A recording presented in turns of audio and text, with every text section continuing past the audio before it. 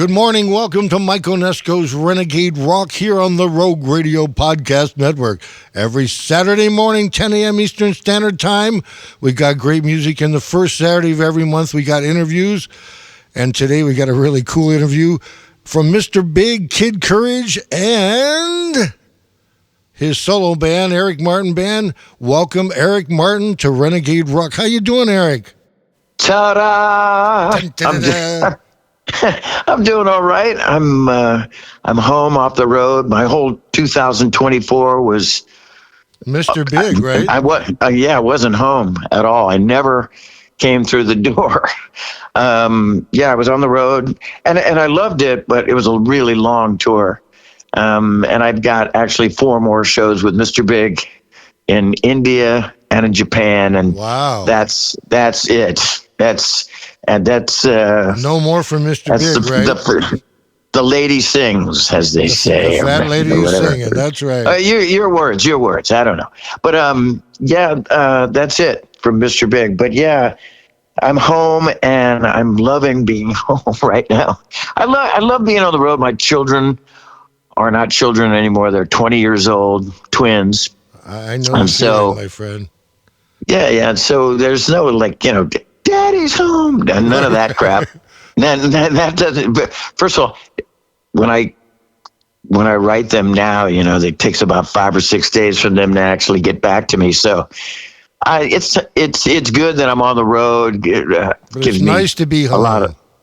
It is nice to be home too. I mean, Christmas is over and the holidays and all that, and I'm still looking at a couple little lights I got to take down. I'm that guy in the neighborhood that still has his colored lights up. My neighbor has his up too, right? He just turned them off yesterday. He just turned them off. Oh yeah, I used to laugh at those guys. I am those guys now. Well, that's okay. But, we've all become things we used to laugh at, right? Yeah, pretty much.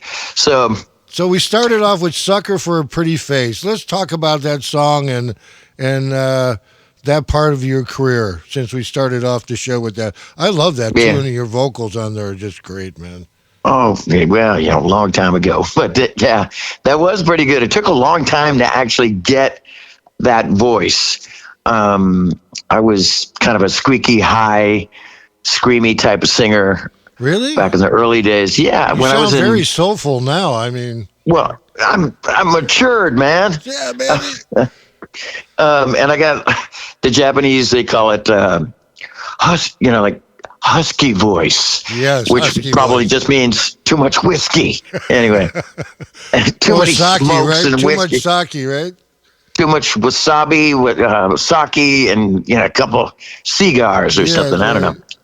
But the early days in 1978. So 79, I was in a band called Kid Courage. That's where I remember running into you at Ye Rose and Thistle in San Francisco. Yeah, that was my first gig with Kid Courage. I was nervous, but there was a tiny little pub that we all used to drink small. in. It was. Oh, I celebrated my 21st birthday at the Rose. Yes. Many, many years ago. But was that on Polk Street? That was on California and Polk. Yeah, California and Polk. Yeah, it was right around the corner from another gig that we played. It was called the Palms. I remember the Palms, yes.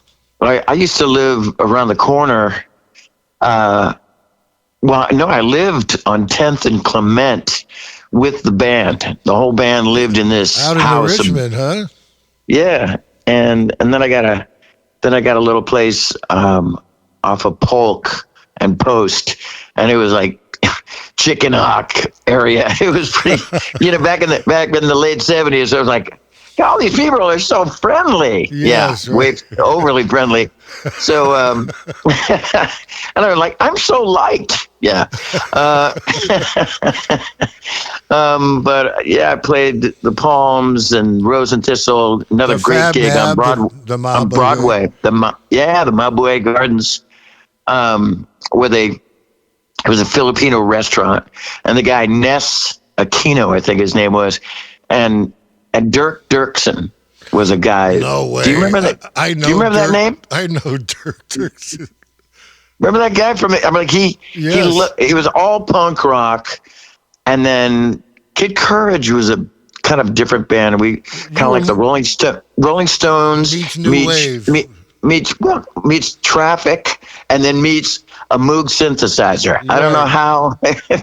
Yeah, that's how it became New Wave. It was like the keyboard player who played an awesome organ and honky tonk Nicky Hopkins type piano discovered, hey, this Moog synthesizer is so cool, but it altered the whole tune. You know, the Rolling Stones with the Moog just sounded funny, man.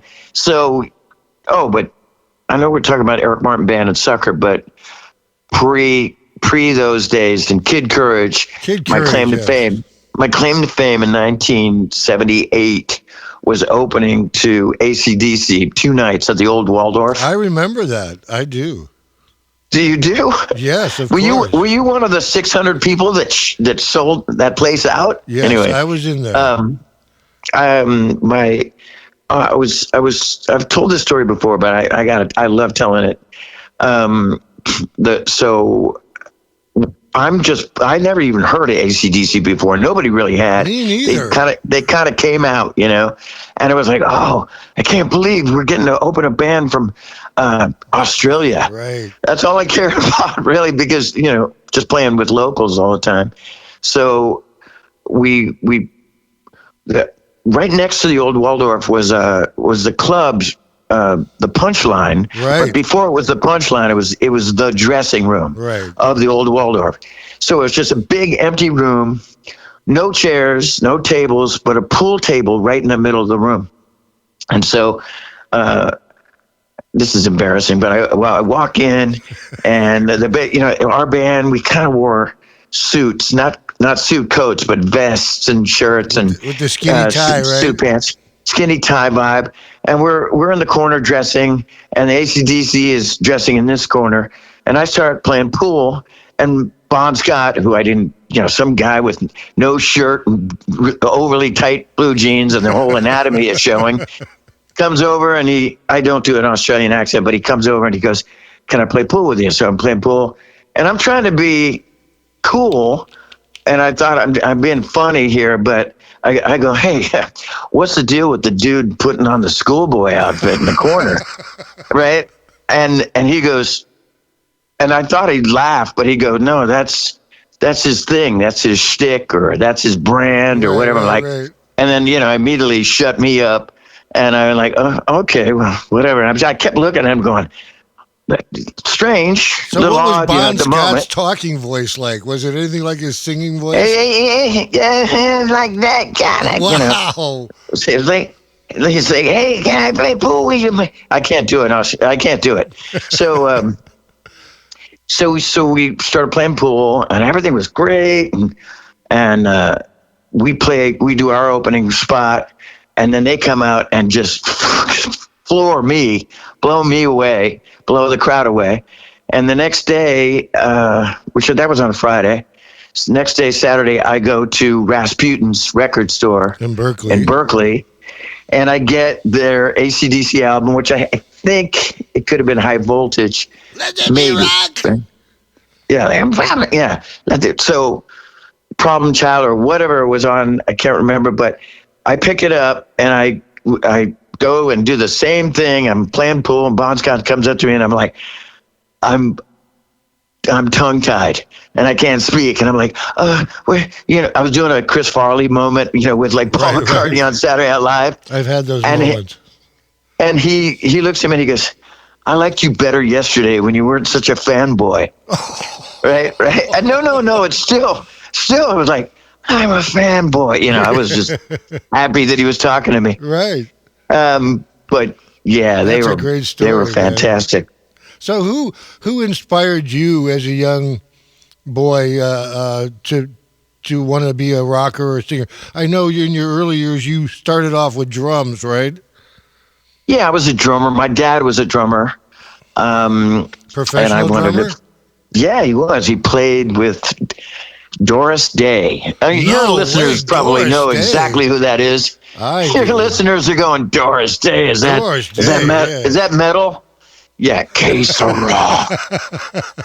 Que sera, sera. So, yeah, he played with Doris Day, and he was like in the musicians. That's he pretty didn't go big. on tour. Doris He didn't Day go was huge. I mean, come huge on. back in the day in the 40s, but yeah, he didn't go on tour.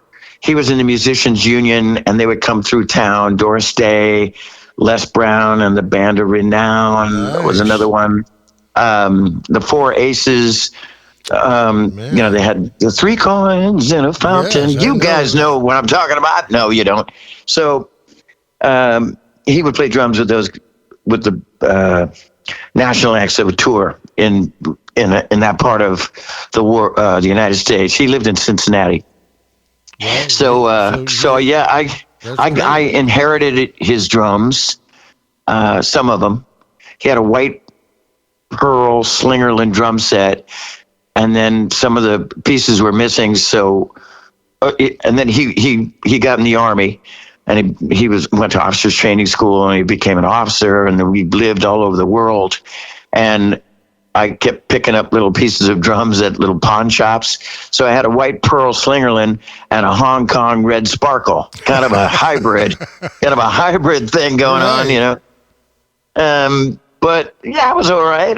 I good enough to no, I wasn't very good in the early days playing in bands and stuff, and but I got better later on. I mean, I actually played drums with Mr. Big at Budokan for like 13,000 people. We do the switcheroo, which we call in Mr. Big, where we all switch instruments. Wow. And I played Brown Sugar. Nice. On drums. And Paul Gilbert sang, and Billy played guitar, and our drummer Pat played bass. And so I was good enough to play there. Pat. Sorry to hear about Pat. Oh yeah. Oh, not a day that goes by that I don't think about that guy. Actually, I'll tell you more about later. Yeah. So I became a drummer, and I was all right, you know, in the early days. And this band I was in, I was on on an army post, and there was this kid that was the lead singer. We had a bass player, this black GI, and his greatest name ever. His name was Lucky President. We should have called the band Lucky President, but we were stupid. That was great. I think we were called the Buzz, Buzzz. So the singer didn't show up for practice, and we were working on this cover tune, Get Ready by Rare Earth, or Get Ready by the Temptations, but the Rare Earth version was big then, yeah. Oh, it was awesome. And that guy sang it great too. Real heavy, you know. Yeah, not bad for a white boy. Yeah, you know, he's pretty good. So, so I kind of tried to emulate him, and that was the drummer. Also, he was the singer. Yeah. That's. Hey, did a light bulb just go over your head there, Mike? Anyway, so yes, there's a correlation. So we practiced that for a little while, and I remember as far back that I just, you know, when you kind of tap your head and then rub your stomach at the same time with both hands, it just didn't work, you know. And so I go, let me try this. Let's just practice without drums. And I stood up and I sang the song, and I felt like, oh man, I got so much power. No offense to Phil Collins or all the other drummers that sing, but man, when I stood up, I felt more power when I was singing. Of course. Yeah, and then I just never sat down again. Da-da-da-da. Who inspired you vocally? Who was one of your early vocal idols? Well, my early days was whatever was on the radio, and we lived in Italy and Germany and then all over the United States. But whatever was on the radio, I was listening to. But somebody had a record by, the Rolling Stones. I like Jagger's Swagger, and I loved Rod Stewart. But, you know, later on, when I just got a little older and singing better, I thought. I love Paul Rogers from the band Free. Oh, yes. And Steve Marriott from Humble Pie. Those were just take the words right idols. out of my mouth. I was going to ask you if Steve was one of your influences. Oh yeah, I liked. He was unbridled. It was, Paul Rogers was more soulful, slowful, and rock soulful and slick kind of, and a lot more reserved than Steve Marriott. But Paul Rogers, he was like a blues rock crooner, and I just love the nuance of his and the what's the word of it? The texture of his voice. It just had an edgy, velvety kind of sound to it. You don't have to explain it to me because I feel the same way, man. He's one of my idols. Him and Davey Pattison, Oh man, I love Davey. I knew Davey from the old days in Montrose and stuff. We did an acoustic duo together after my first Blindside Blues Band record came out. Oh yeah, can you imagine Davey singing a song and then he goes, "Okay, it's your turn." I was like, "Are you kidding me?" I've had that happen before where I just like, why am I doing it? Yeah, I've done that with. I have hours of stories, and I'm trying to narrow it down. But anyway, getting back to this. The singing thing, and I love Steve Marriott, but I also loved Motown and Stax Volt and records. You can hear that in your voice. You can hear that, yeah. Yeah, I was a huge fan of Otis Redding and then Sam Cooke in a way too. Yes, I mean, Sam Cooke had this. Like when you hear Steve Perry, you can totally hear Steve Perry's influence. But then you hear Sam Cooke doing. All right, simple, like You Send Me, and then you hear him singing Twisting the Night Away, and it's like two different voices. I love that. And I kind of feel like I have that character because I sung a lot of ballads, and it's but prevalent also I on can rock Sucker. too. I mean, when you do that line, it's the same old story. That's so freaking badass, man. It's just it's more badass when you just did it with the gravel, because that's what I would sound like now. That was 1983, and here it is 2025, and I haven't sung that song in years. Well, I've done it acoustically, but like it sounds like that. It's the same. Has that little more of a gravel. Did you ever take vocal instruction from anybody? I did.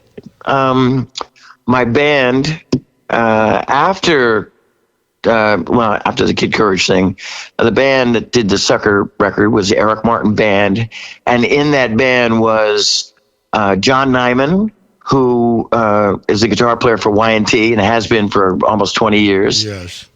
Troy Laquetta was on drums, and that's Troy from Tesla.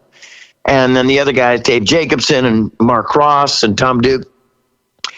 And we had another drummer too. His name is Jimmy Hoagland. We all took lessons from, she's passed away now, but the legendary Claudine vocal teacher. Spence? Nope. Okay. Judy Davis. Yes. She was out of Berkeley. You remember her? Oh, of course. And she taught everybody went to Judy Davis. She taught Eddie. She taught Eddie Money. Yes. And like all the old all the people from the 70s and 80s, she taught, and like some old, Frank Sinatra kind of folks. But we had like a love-hate relationship, her and I.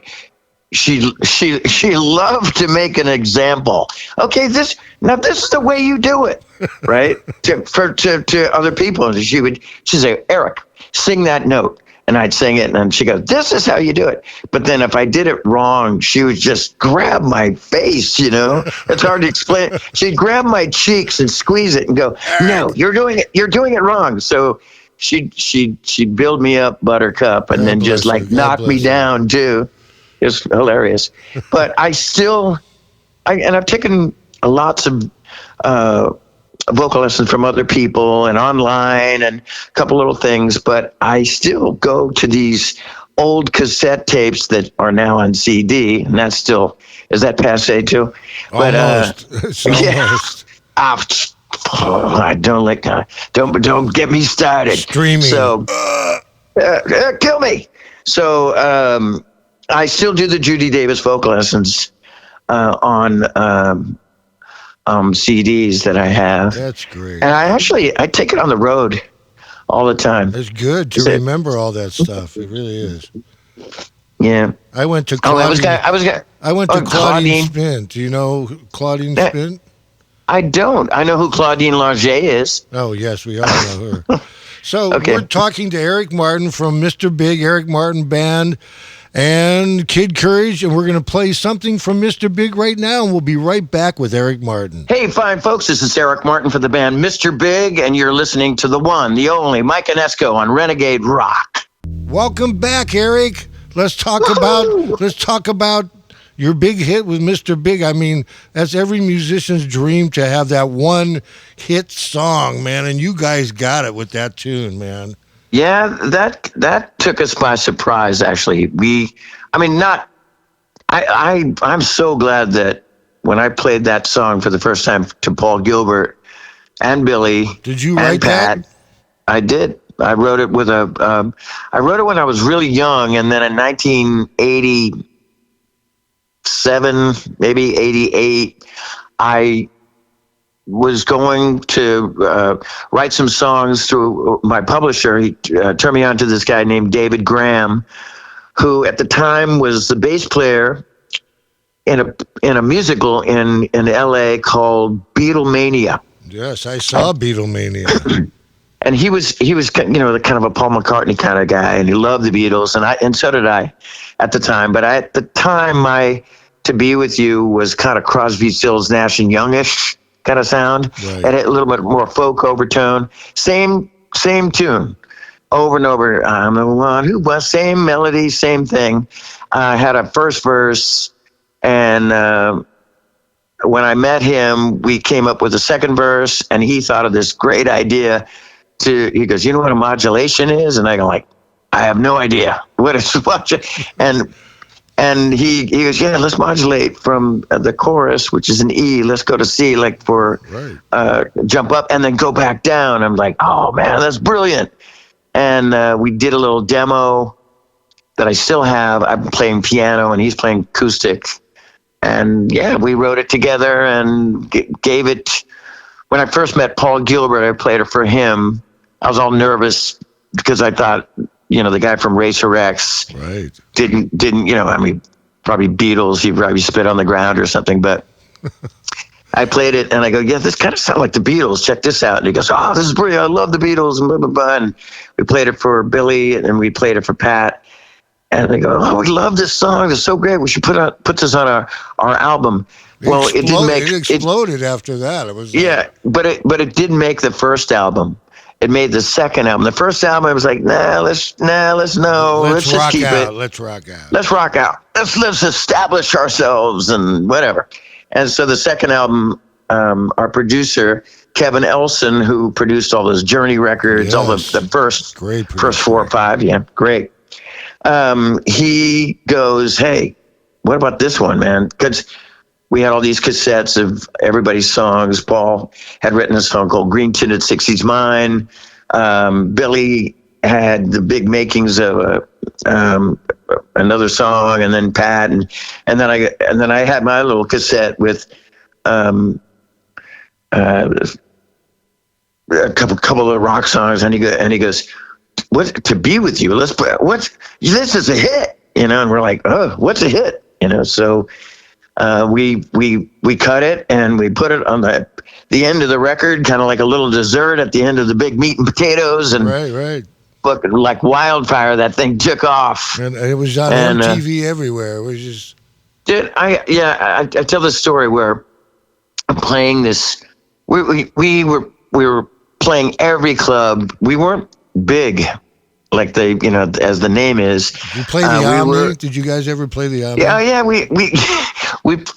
We played the Omni. We played the Stone. We played New George's for a warm-up show before we went on tour. we played all over the Bay Area. Pumas. Boy, those were great days. That whole scene. Yeah, we did the thing, and we did the LA thing. But I was playing this gig called Finky's in Daytona Beach with Mr. Big. And we come in, and the whole place is kind of tattered looking, and it's kind of one of those wet bars where the bikinis and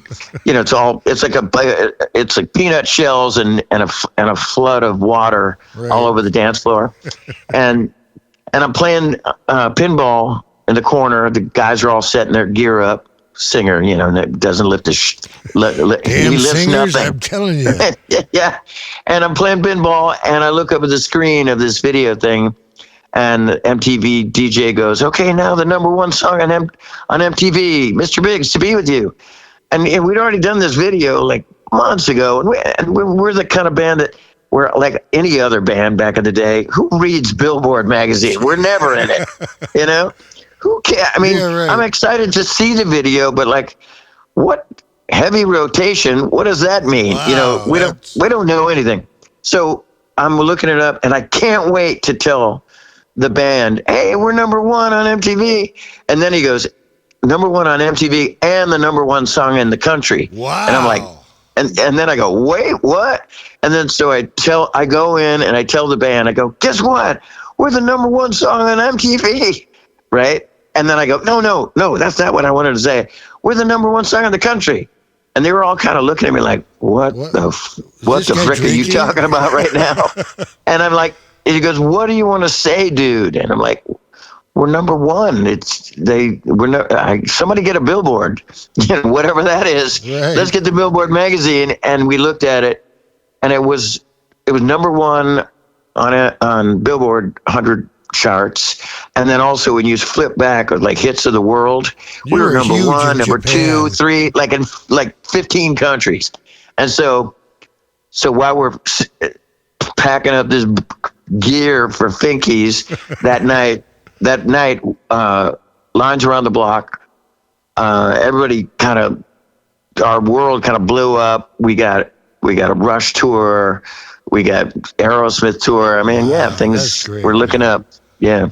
So let's talk about the 415 turned into Eric Martin Band. How did that get changed? That was so after Kid Courage, and I got kicked out of the band too, by the way. Kid Courage?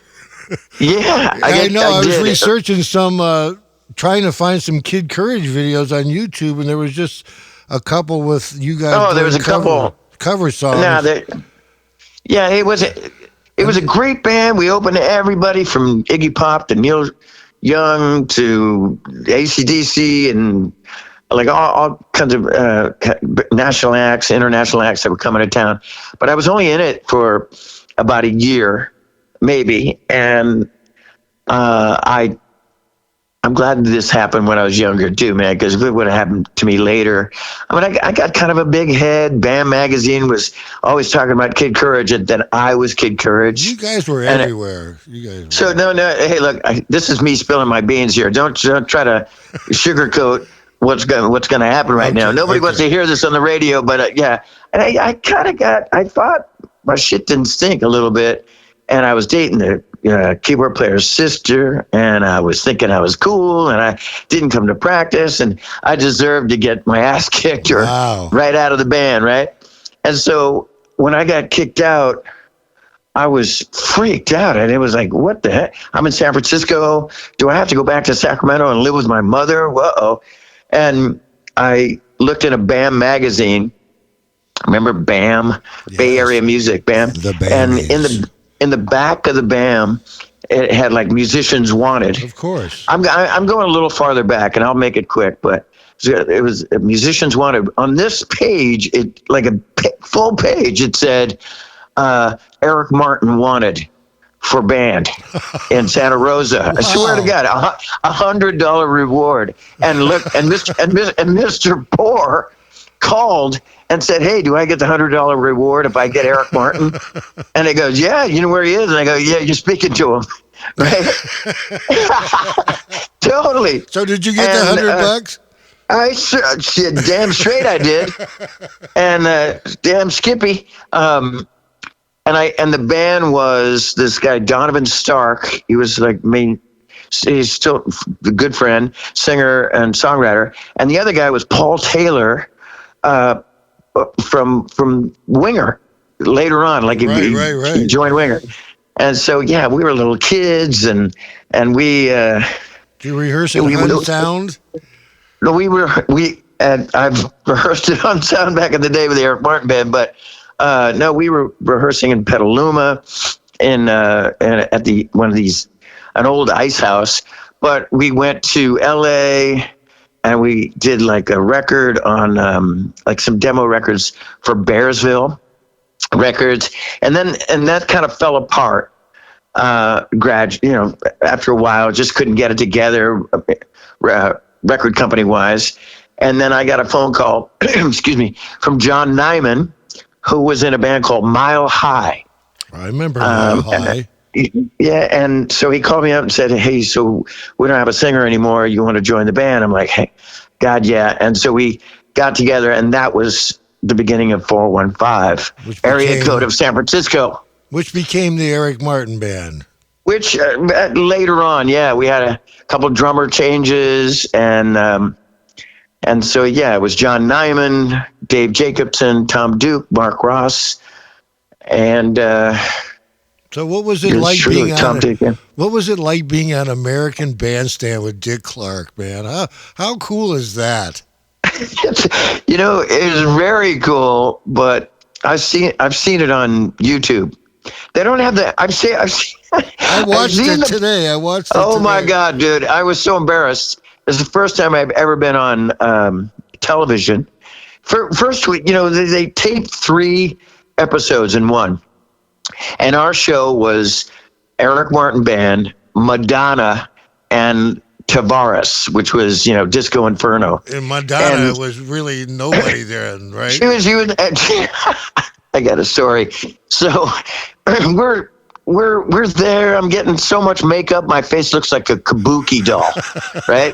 It's like, quiet on the set, big old puffy makeup powder, and it's lip sync, of course, too. By the way. So we do our performance, but I'm out of breath. I'm sweating and out of breath because I want to make it look good for the camera, so I'm singing the song, or copying me. Right. And when Dick Clark finally comes up to me, he actually goes, "Are you okay?" And I'm like, yeah, I'm okay. You've seen it, right? Yeah. So he in the beginning when we do a little bit of not a rehearsal, but a program, a practice. And he comes up and he goes, "Okay, I'm going to talk to you. You introduce the band, and then you give me your mic and you go up to the piano and sing your second song," which was a song called "Letting It Out." And I go, "Okay, yeah, I got it together." So when he's interviewing me, we did the song. He goes, hey, the Eric Martin Band, you okay? Are you okay? Yeah. I'm like such a kid, and like my, dust is coming out of my mouth. I'm like freaking out, and he was Dick Clark. Come on, he's Dick. No, Clark. Dick Clark. Yeah, and he looked great. He looked like a teenager, of course, the oldest, and when he's interviewing me, I'm walking around him around him, and the camera's trying to follow me and him at the same time, and I'm walking around like no camera experience. Like he kind of like you can't really see it, but he kind of grabs me at the bottom and he goes and kind of go, "You can stand still," right? And I'm like, "Hey, yeah," and I'm all hyper, And that's great. And so he introduces the band, and I was kind of laughing in the middle of it because Troy Luccketta reaches over the drum set and he goes, "Hey, what kind of music do you like?" And he goes, "A little Creedence." And I'm like, little Creedence? Dude, we're supposed to be... I love Creedence Clearwater, but come on, dude. We're just talking about, we like the British invasion of rock. And he goes, "A little Creedence." I was like, come on, man. Anyway, so So he goes, okay, Eric, you're going to give me your mic, but I don't give him my mic. I held up my hand like I'm shaking his hand, and it looked, for a second there, it looked like me and Dick Clark were. It looked like me and Dick Clark were doing a fireman's carry. It didn't look good, man. And he goes, okay, he kept doing it, and he goes, okay, let's go. He goes, and the Eric Martin Band, and I sing that, letting it out, and I'm on that piano, and it's like an SIR rental. Right. Yeah, and nothing was bolted down, so I'm kind of bouncing up and down on this piano. It's just upright, or not upright, but I'm standing up, and it's on a lift, and the microphone's like bouncing around, and I'm holding on to it because it's going to fall over on the stage. Anyway, hilarious, as you can imagine. But this is one of the best parts. So. Madonna comes in, and she's just like Desperately Seeking Susan. She comes in the bathroom, in the boys' bathroom, and starts washing her face and cleaning her pits and the whole bit. And then she's got a gigantic box. She has got nobody with her, just her, and she's got a gigantic box with like clothes in it, and she does her song. I don't remember if it was Like a Virgin or Holiday or whatever. Probably. And she does her song, and we're kind of watching her taking our makeup off or whatever. And then she starts walking back by herself with the box and all the clothes, and gets into this like VW microbus. And I'm looking at the guys in the band, and it's just like me to do this. I go, that chick's never going to make it. I go, look at this. I go, look at this chick, man. She's never going to make it. I'm like, and then the guys in the band go, I don't know. She's pretty good. I'm like, yeah, whatever.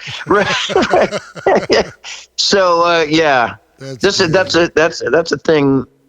I've had these moments, where I turn into a lollipop or a donkey head from the cartoons, where I go, wah, wah, what an idiot. Anyway, yeah, that was Eric Martin Band. We toured a little bit with ZZ Top and Night Ranger, all those guys I grew up with. I love those guys. Brad Gillis, yeah. What was that club? What was that club in Oakland? The Hill or something it was called? Yes. The Hill. The Hill.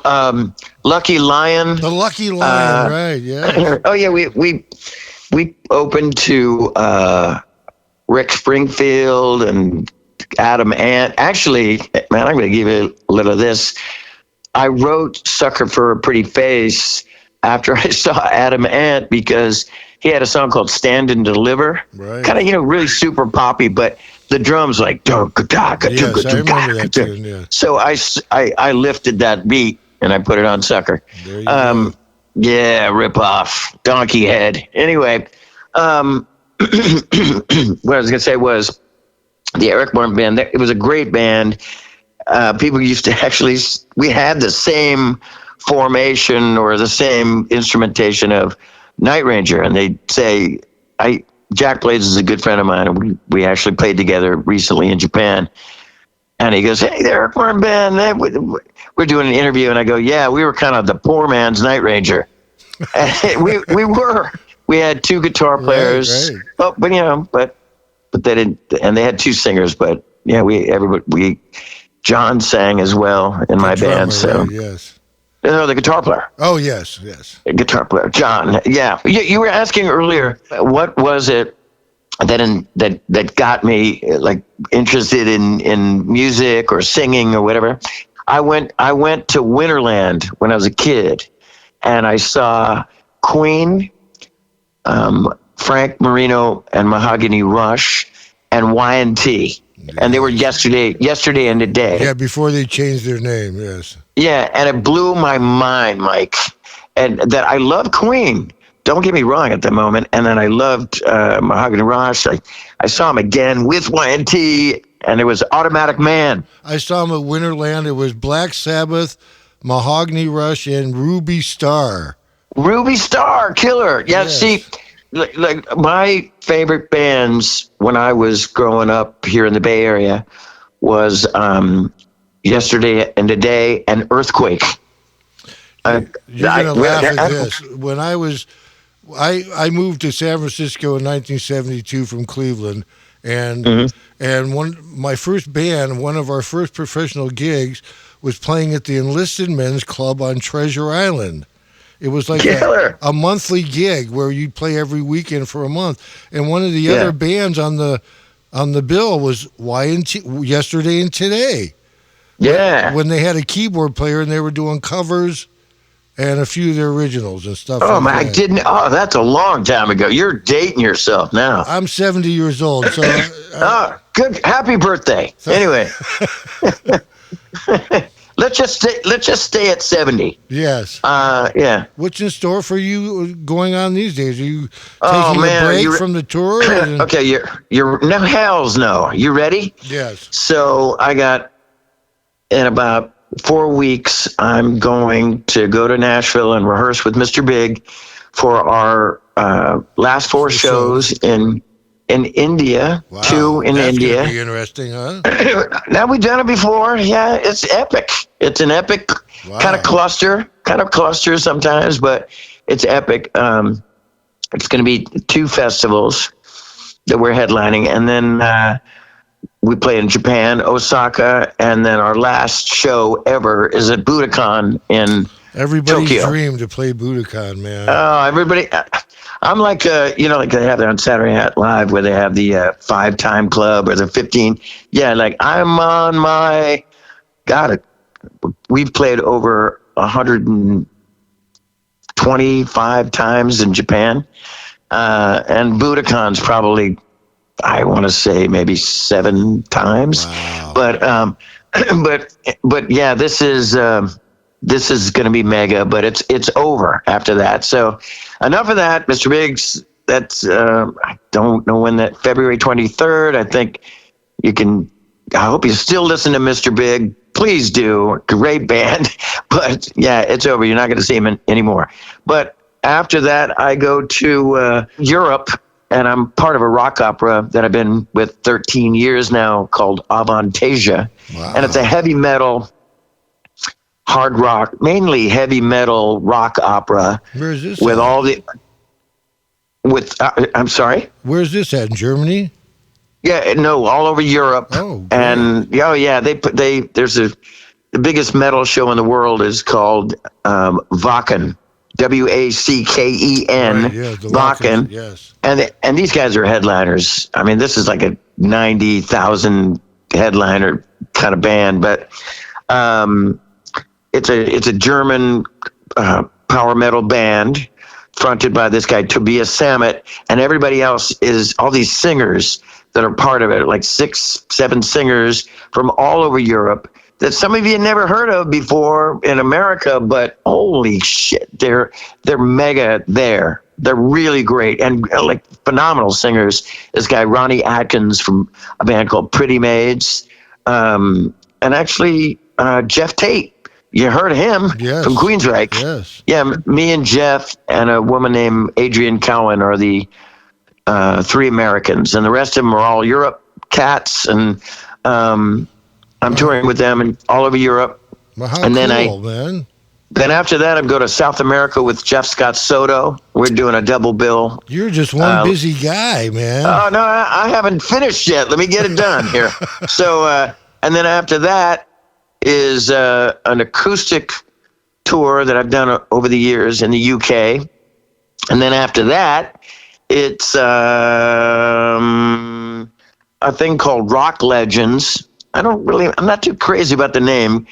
It's a little pretentious, but Rock Legends with me, Jolyn Turner, Paul Shortino, a couple of more people, Mark Strachey from Crocus. It's a Europe thing. Nice. And so we're doing that. And then at the end of the year, I'm going back to Japan to do some Christmas shows.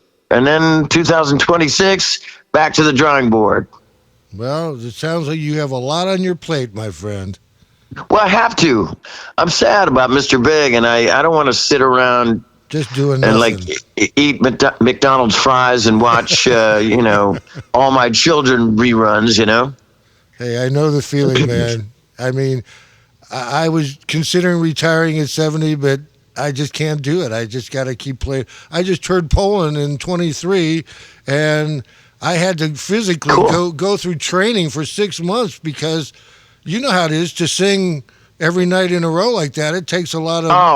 I was. I'm not gonna lie. When I first started the tour in 2024 with Mr. Big, I thought, piece of cake. I've done this a million times, and I did some vocal lessons. The Judy Davis tapes, like I have, but it wasn't like you can do a bunch of vocal lessons. You can take care of yourself, but if you're not singing at that level, right, like a lot to keep up with the 24 songs Mr. Big plays. Man, I was a fish out of water. Those guys were tight, and I like my first couple of gigs were like, man, I'm singing great, and then it just went downhill for about a week or two, and then I brought myself back up, but I was struggling throughout, not most of the tour, but I had 2 cancellations that I made up one.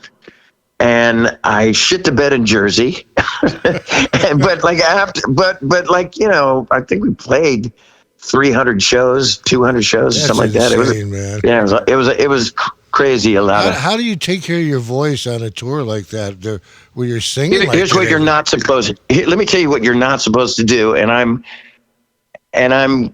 people don't want to hear this, but because I love to, I'm a social butterfly. I love to talk too much sometimes.